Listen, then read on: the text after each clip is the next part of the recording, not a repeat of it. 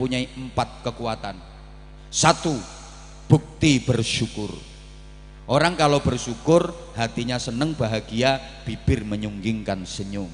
Padahal kalau bersyukur nikmat selalu ditambah oleh Allah. La in syakartum la azidannakum. Maka senyum itu menambah kenikmatan. Karena senyum itu bukti bersyukur. Kalau bersyukur ditambah kenikmatannya sama Allah. 2, senyum itu rasa optimisme. Orang senyum itu orang optimis menjalani hidup, dan orang-orang sukses adalah orang-orang yang optimis dalam menjalani kehidupan. Optimis aku bisa. Optimis bahwa Andon Jaya Sumpyo ini akan maju pesat, akan berkembang, akan maslahah, akan barokah. Itu orang-orang sukses, orang-orang berhasil itu orang-orang yang optimis. Yakin aku bisa ziarah Mekah Madinah. Optimis aku. Itu orang-orang yang akan dipanggil oleh Allah untuk menjalankan ibadah haji, menjalankan ibadah umroh, ziarah ke Haramain. Optimis menjalani kehidupan. Optimis aku bisa. Lah orang kalau pesimis rata-rata gagal. Kegagalan itu diantara faktor penyebab utamanya yang karena pesimis orangnya. Nek kaya nyong ngene iki ora bakal bisa. Lu ngaring Mekah Madinah, duit ngapa sing digawe, nganti mati ora bakal iso tekan Mekah Madinah, karena dia pesimis. Kaya nyonge ngene iki ora bakal iso, ya ora iso tenan. Maka kalau saya jujur, maaf, saya menjalani hidup itu selalu optimis. Kayak gini aku optimis, pasti aku akan dapat duit.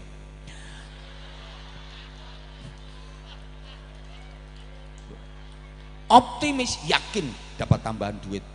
Aku selalu optimis, makanya selalu dapat karena aku optimis. Lo hidup kok pesimis, rugi. Ya, pengalaman pribadi, maaf ya, ini sekedar cerita tahaddusan bin ni'mah. Anak-anak yang ikut di kami, di pesantren kami itu semuanya free, bebas biaya, gratis semuanya. Mulai makan, kitab, seragam, sekolah, SPP, semuanya gratis, nggak ada yang bayar.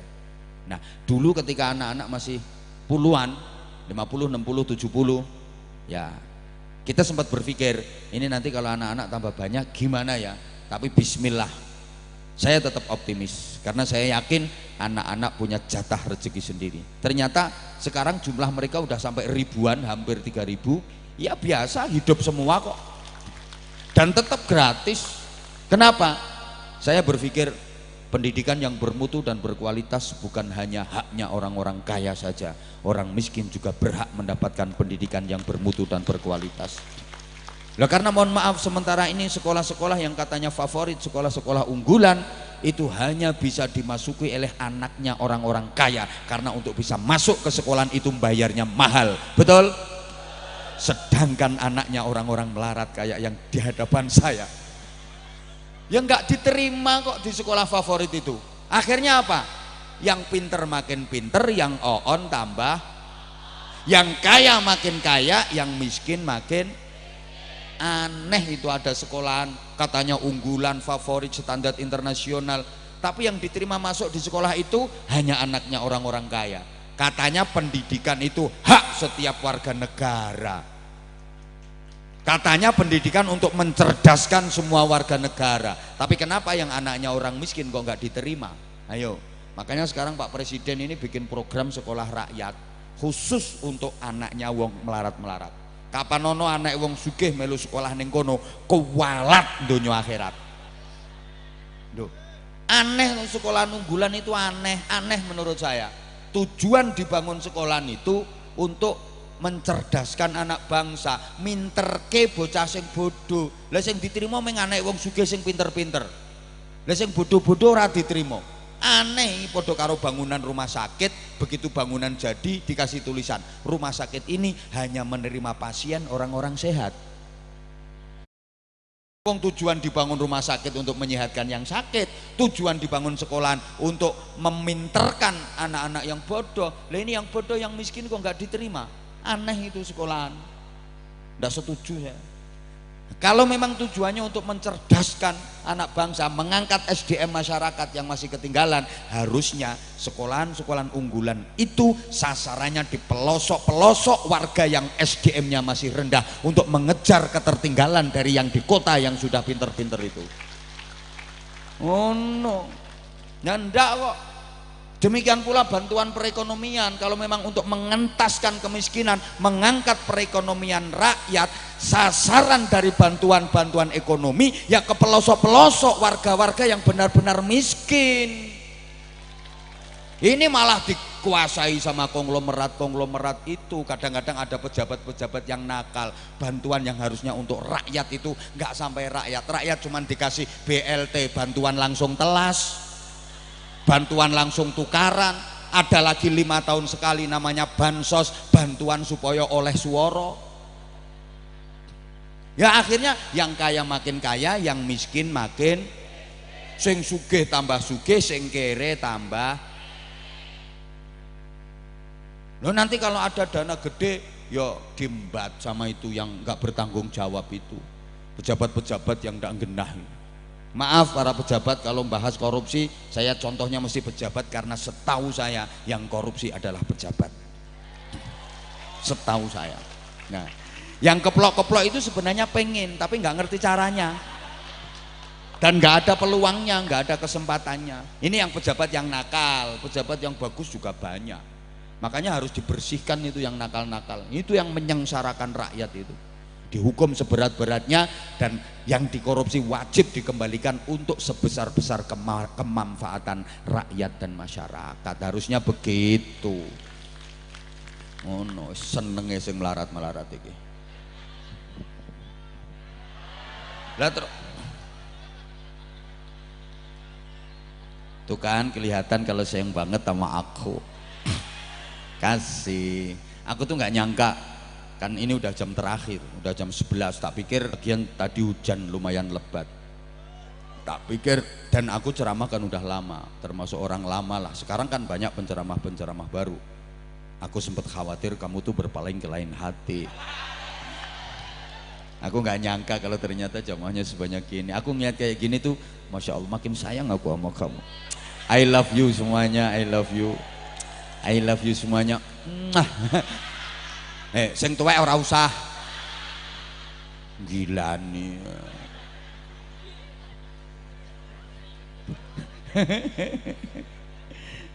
Padahal ini udah jam malam, tapi ternyata Masya Allah luar biasa, sumbuyuh jenengan tidak bergerak dari tempat ini. Masya Allah, salut saya, salut, bener-bener salut saya. Oke, nah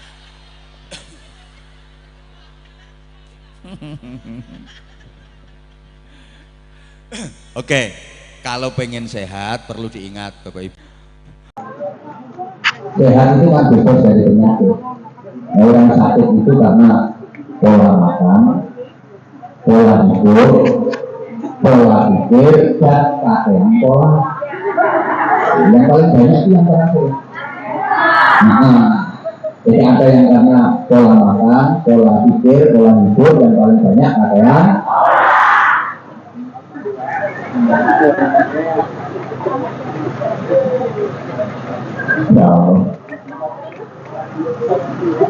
Allahumma sholli ala Muhammad. Jadi sekali lagi sehatkan dulu batiniah kita.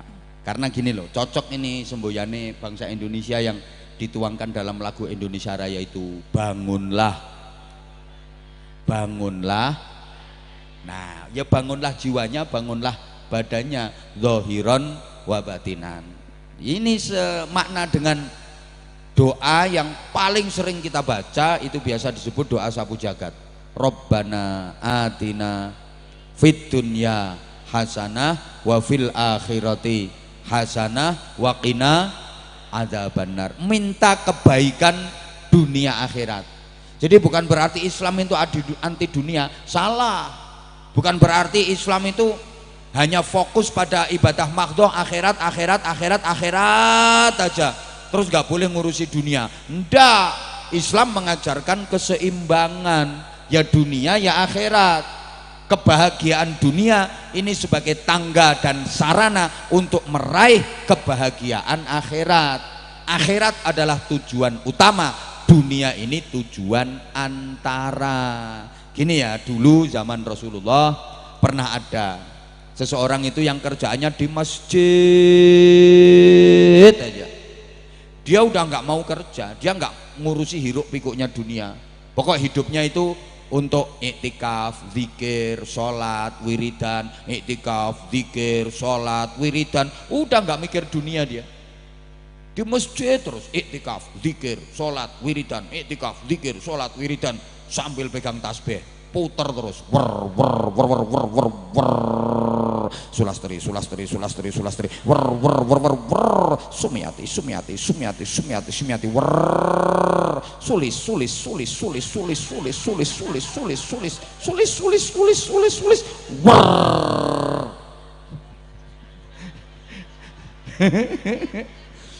Sing wedok ya Suciono, Suciono, Suciono, Suciono, wer wer wer wer, Sucianto, Sucianto, Sucianto, Sucianto, Sucianto, Sucianto, wer.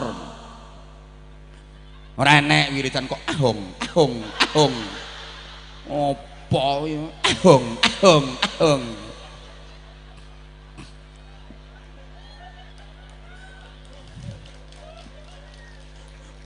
Jeneng kok ahong. Umpama dikemerke air minur, air minum, air mineral yo gak pantes to, Gus. Gak wangun misal. Ahong water, gak wangun. Coba misalnya Anza water. Ahong. Hong hong.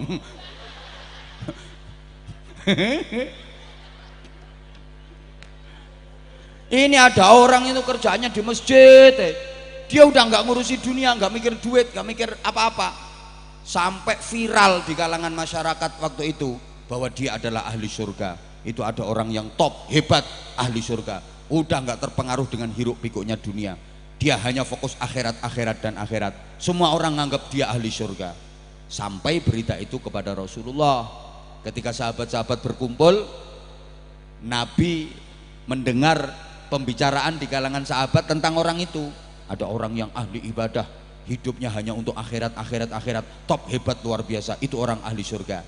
Rasulullah langsung menyapa, kalian kok nganggep dan mengatakan dia ahli surga? Ya iya ya Rasulullah, karena dia sudah tidak terpengaruh dengan hiruk pikuknya dunia. Terus Nabi nanya, dia punya keluarga enggak? Punya. Dia punya istri, dia punya anak. Terus dia kerja apa? Enggak kerja. Terus makannya gimana? Ya nunggu dikasih orang, kalau ada yang ngasih makan, kalau enggak ada yang ngasih ya enggak makan. Nabi langsung berdiri, wajahnya memerah, tanda kalau beliau nggak setuju. Wallahi antum khairum minhu, demi Allah kalian jauh lebih baik daripada dia. Kalian yang mau bekerja keras untuk menafkahi keluarga tapi kalian tidak meninggalkan ibadah, itu jauh lebih baik daripada dia yang hanya akhirat, akhirat dan akhirat, melupakan dan meninggalkan sama sekali hal-hal dunianya. Laisa bi khiyarikum man tarakat dunya lil akhirah wa tarakal akhirata lid dunya walakin man yusibuhuma. Bukanlah sebaik-baik kalian orang yang meninggalkan dunia demi mengejar akhirat.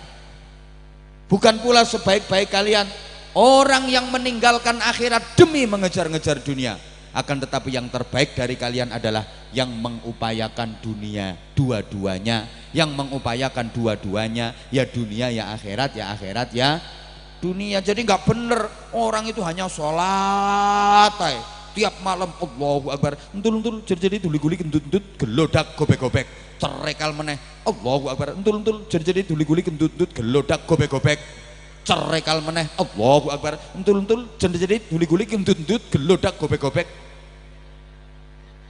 Tapi nggak mau kerja. Coba misalnya ada bapak-bapak itu di masjid tiap hari sholat, zikir, itikaf, sholat, zikir, itikaf, pulang ke rumah ya diomeli sama istrinya, nggak usah makan nasi, itu menara masjid itu kumploen.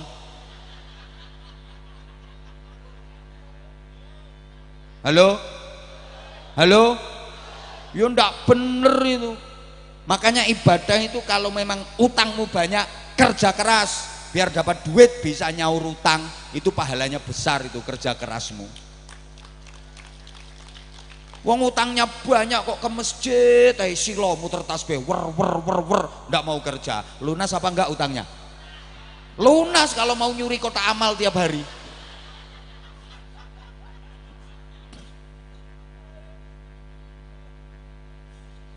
Lo pengen punya anak ya jangan hanya doa saja, ya harus ada usaha. Bapak-bapak pengen istrinya hamil, pengen punya anak, lo tiap malam istrinya difatihai tok. Istri udah jebablah lumah-lumah, nggak diapa-apain. Al-Fatihah. A'udzubillahi minasyaitonir rajim. Disebul ke wetenge. Besok malam juga gitu. Wah istrinya wis matang-matang, bapaknya deket. Al-Fatihah. Waladolin disebul ke. Bisa hamil apa ndak? Punya anak apa ndak? Ya ndak mungkin lah. Fatihah ya Fatihah Pak, tapi ya sambil dia kereker. Fatihah tok. Lo kalau wilayahnya action ya harus action, gitu loh. Ada zaman Sayyidina Umar itu, sahabat itu berdoa pengen dapat rezeki, ya Allah ya Rozak, ya Allah ya Rozak, ya Allah ya Rozak, ya Allah ya Rozak, ya Allah ya Rozak. Langsung dijendul kepalanya sama Sayyidina Umar. Innas sama la tumtiru zahaban wala fiddah. Langit nggak bakal hujan emas, hujan perak, nggak bakal hujan duit. Nek bahasa sekarang, di langit nggak ada percetakan duit. Andaikan di langit ada percetakan duit, itu yang tanda tangan bukan gubernur BI tapi malaikat Mikail. Kerja kamu kalau pengen dapat duit, dimarahi sama Sayyidina Umar, gitu loh. Wirid-wirid, doa-doa, tapi kalau waktunya ikhtiar, usaha, gitu.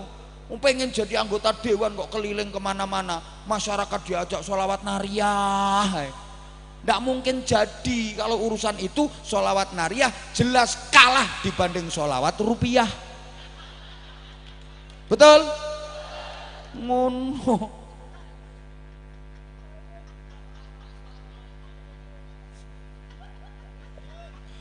Sujianto ayem ya Sujianto.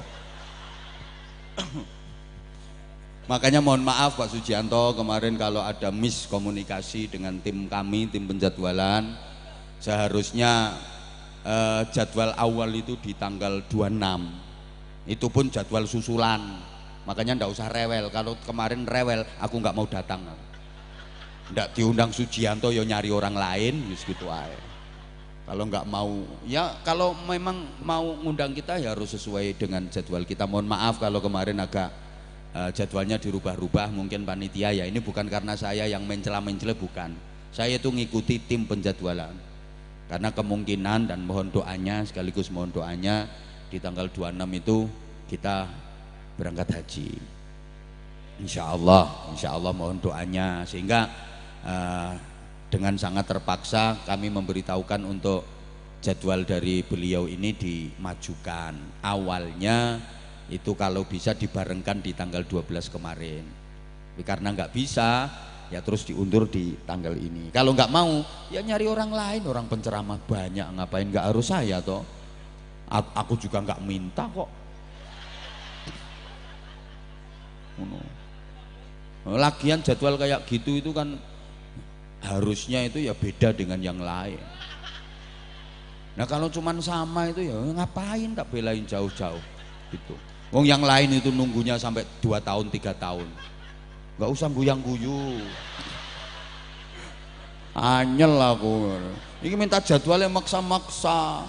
Sama ini Sujianto sama Sulis ini sama.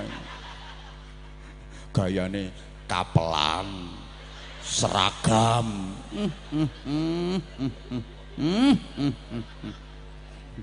Ya, aku kayak gini itu dengan semua orang, makanya aku cepet akrab kan sama orang-orang yang kayak gini. Tapi udah tak akrabin terus nggak ngasih sesuatu ya kebangetan gitu. Lo ndak gampang lo bisa akrab sama aku. Banyak orang yang pengen deket sama aku. Oh no. Jadi saya mohon saya informasikan juga, mungkin ada kesalahpahaman.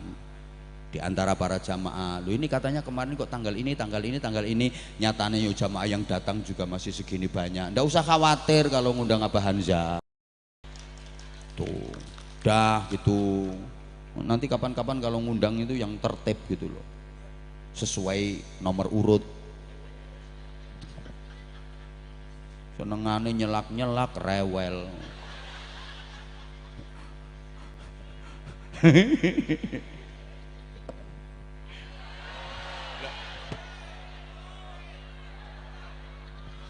Ayo ikut aku aja. Ngono ngeyel modele kok.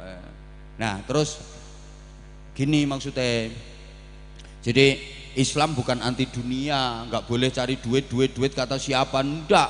Malah orang Islam itu harus kaya. Duit itu penting apa penting? Penting banget. Tadi aja saudara sama duit aja lebih milih.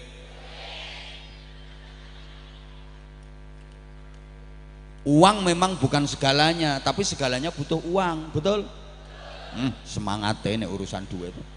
Loh, orang Islam itu harus kaya. Orang Islam itu malah dianjurkan dan diperintahkan untuk kaya. Buktinya, tidak ada ayat Quran atau hadis Nabi yang memerintahkan kita menerima zakat, itu tidak ada. Jadi kita dibangun mental kita itu mental pemberi, bukan mental peminta.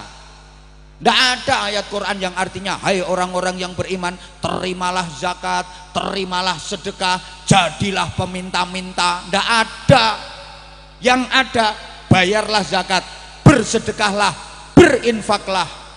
Lah kalau bisa zakat, sedekah, infak itu namanya miskin apa kaya? Kaya. Ada perintah untuk mengeluarkan zakat, berarti kita disuruh kaya, harus punya nisab.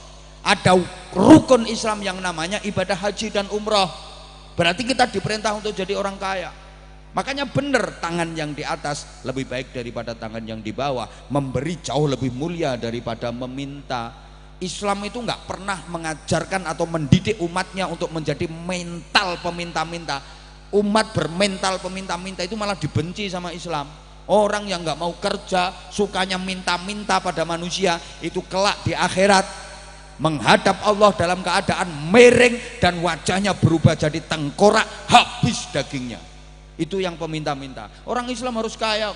Nah kalau orang Islam miskin semua, yang bangun masjid siapa? Yang nyantuni anak-anak yatim siapa? Yang menjalankan ibadah haji siapa? Yang menunaikan umrah siapa? Orang Islam harus kaya, secara ekonomi harus kuat.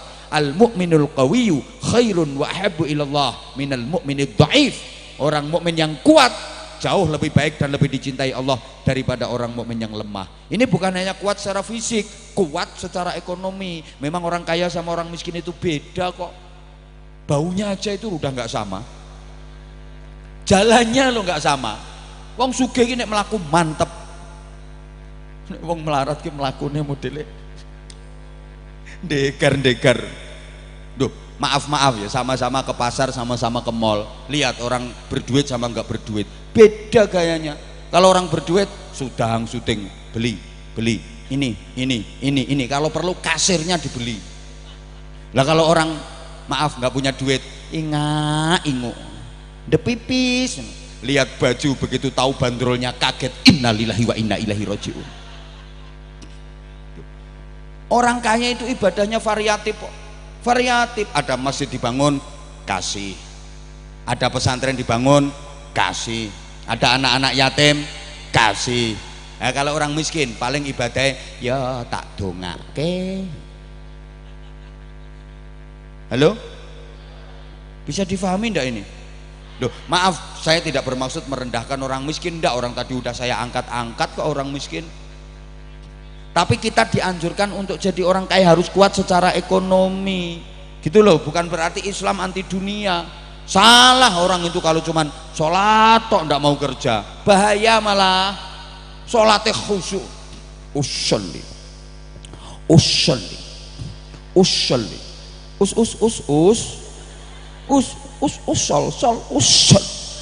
Kita takbiratul ihram ngangkat tangan, sendakep sampai melungker. Allahu Akbar.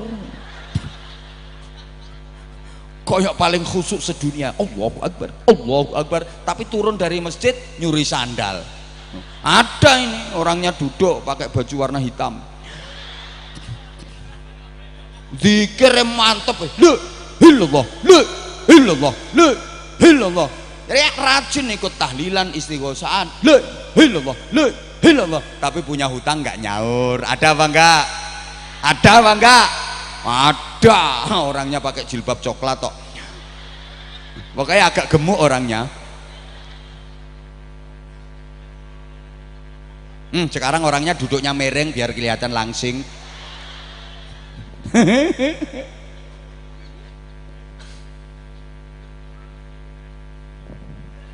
Lah, astaghfirullahaladzim.